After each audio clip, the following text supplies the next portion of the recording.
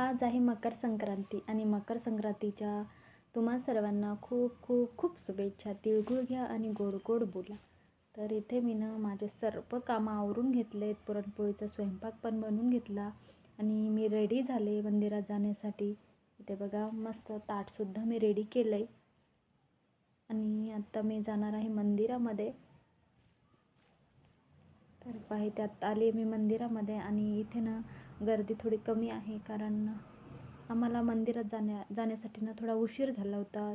2 वाजता गेलो होतो मंदिरामध्ये, तेव्हा गर्दी पण कमी झाली होती. मग मंदिरामध्ये देवाला, विठ्ठल रुक्माईला तिथं वाण दिलं, हळदी कुंकू दिलं आणि बाहेर बऱ्याच सुवासिनी बायका भेटल्या, त्यांनासुद्धा हळदी कुंकू दिलं. तर अशा प्रकारे आम्ही हळदी कुंकवाचा तिथे मस्त छान असा कार्यक्रम केला आणि मस्त मग घरी आले. घरी पुरणपोळीचा स्वयंपाक बनवला होता. आल्याच्यानंतर मस्त इथे जेवण केलं. जेवण केल्याच्यानंतर घरीसुद्धा माझं तिळगुळ देण्याचा बाकी होता. मग इथे माझ्या छोट्या चिवताईने घरच्या सगळ्यांना तिळगुळ दिला आणि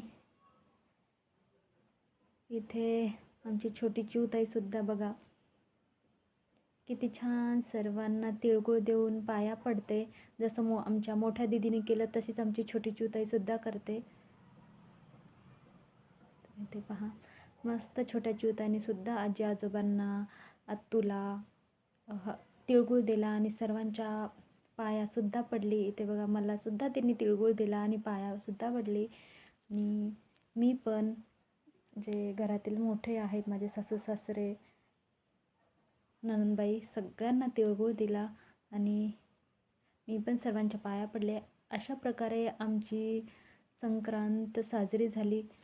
तुम्ही कशी संक्रांत साजरी केली कमेंटमध्ये नक्की सांगा आणि व्हिडिओ आवडला तर लाईक, शेअर, सबस्क्राईब